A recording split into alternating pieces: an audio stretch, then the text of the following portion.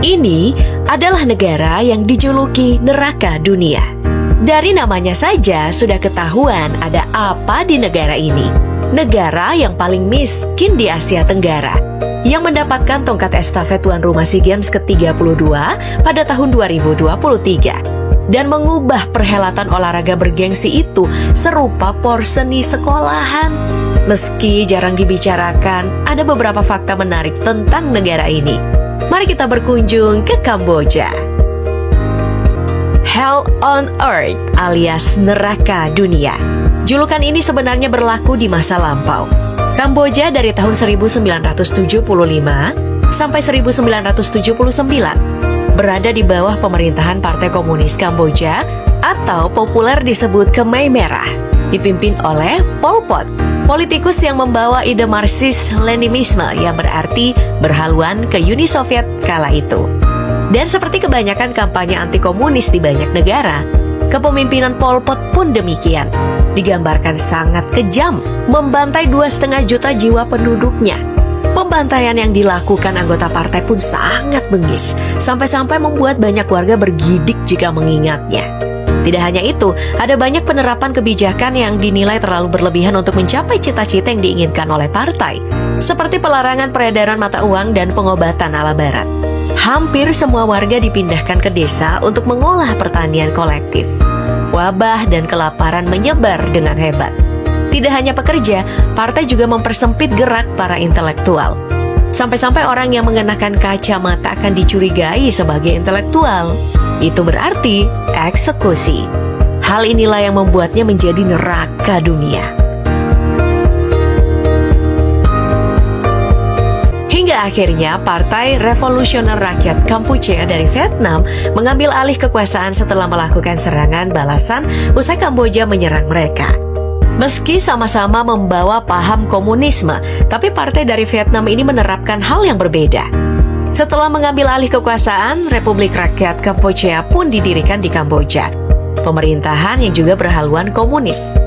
Prancis masuk dan menjadikan daerah protektorat dari tahun 1863 sampai dengan 1953. Lalu meraih kemerdekaan pada tanggal 9 November 1953. Kamboja pun menjadi sebuah kerajaan konstitusional di bawah kepemimpinan Raja Norodom Sihanouk.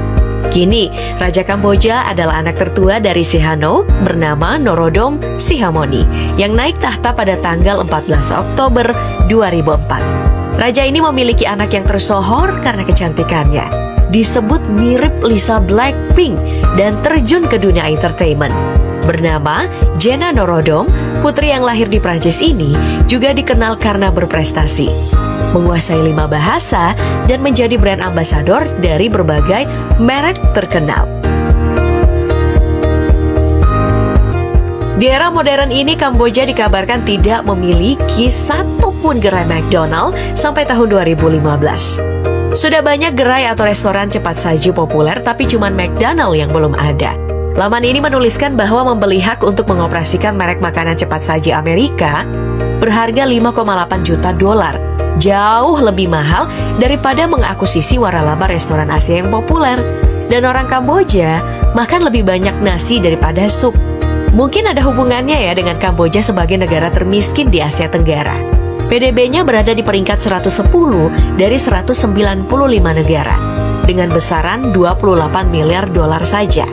Jika dibandingkan dengan Indonesia, yang PDB-nya mencapai 1,2 triliun dolar, dengan peringkat 17, Kamboja memang lebih rendah. Bahkan, Papua Nugini saja masih 3 peringkat di depan Kamboja. Tapi tenang, di pinggir jalan Kamboja, kamu bisa mencoba jajanan eksotis. Bagi yang berani aja ya. Ada kodok goreng bakar, laba-laba goreng bakar, dan masih banyak lagi sumber protein yang agak-agak aneh. Jika melihat bendera Kamboja, maka kamu akan melihat simbol candi. Itu adalah Angkor Wat, kompleks candi kuno yang dibangun oleh Raja Khmer Suryawarman II pada awal abad ke-12 di Yasodharapura. Kompleks candi ini menjadi bangunan keagamaan terbesar di dunia jika dilihat dari luas areanya. Menempati lahan seluas 163 hektar Candi ini dulunya dibaktikan untuk Dewa Wisnu oleh umat Hindu.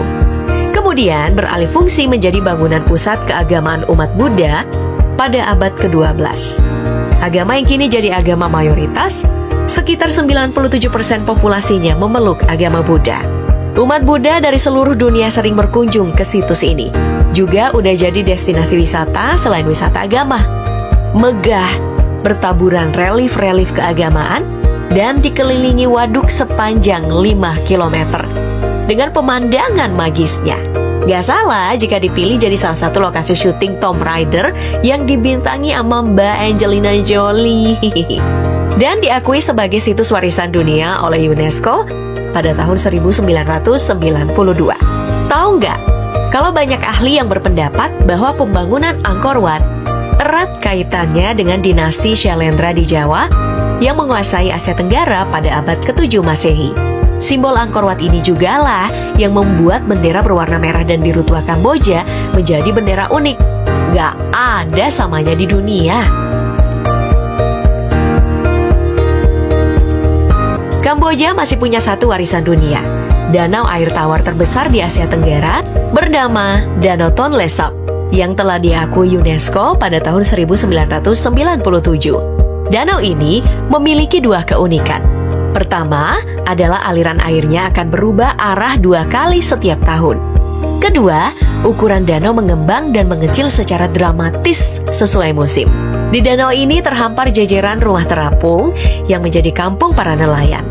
Selain kondisi air yang dipengaruhi musim, perumahan nelayan ini juga mungkin saja menjadi salah satu alasan danau ini menjadi danau paling terancam punah di dunia. Kampung ini mungkin bisa dikategorikan sebagai kampung apung terbesar di dunia, di mana warganya melakukan transaksi dan saling terhubung menggunakan alat transportasi air berupa perahu kayu yang kecil. Populasi Kamboja pada tahun 2021 mencapai 16,59 juta jiwa, dihuni oleh orang-orang Khmer, suku bangsa terlama di Kamboja, yang dikenal sangat ramah dengan model sapaan salam khas bernama Sompia, yakni mengatupkan kedua tangan seraya tersenyum dan sedikit membungkukkan badan. Untuk menghormati mereka, lakukanlah Sompia balasan ya. Kebiasaan lain yang harus kamu ketahui adalah melepaskan alas kaki sebelum masuk ke ruangan, perkantoran, tempat ibadah, ataupun rumah pribadi. Kebiasaan lain orang Kamboja yang tidak sama dengan negara lain adalah perayaan Tahun Baru. Bukannya dirayakan pada akhir Desember atau akhir tahun, tapi pada tanggal 13 atau 14 April sampai dengan 16 April setiap tahun. Tanggal yang menandai akhir dari musim panen, di mana para petani dan nelayan akan beristirahat untuk masuk ke masa tanam atau berburu hingga panen lagi. Tapi suku Kreung menerapkan kebiasaan yang sangat tidak lazim. Ini dia yang disebut gubuk cinta, tempat para muda-mudi bercumbu mesra sebelum menikah. Dan itu disetujui sama orang tua mereka. Bahkan orang tua mereka lah yang membuatkan gubuk itu. Di gubuk ini, laki-laki muda bisa datang silih berganti untuk bercumbu dengan anak perempuan mereka, tanpa paksaan, tanpa penghakiman. Tradisi ini sebenarnya dilakukan oleh suku Kreung. Saat anak perempuan mereka berusia 9 hingga 13 tahun, maka orang tuanya akan membangunkan gubuk khusus tidak terlalu jauh dari rumah utama mereka. Berbahan bambu, setiap malam para laki-laki dipersilahkan untuk datang. Sekedar bercengkrama sampai bersentuhan lebih jauh pun dipersilahkan.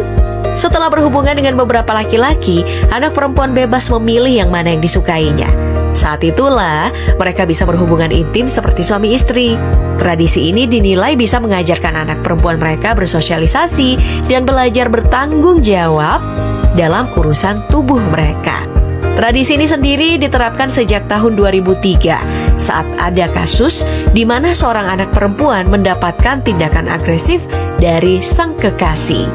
Namun, seiring meluasnya info ini ke khalayak umum, tradisi ini pun kena sorot.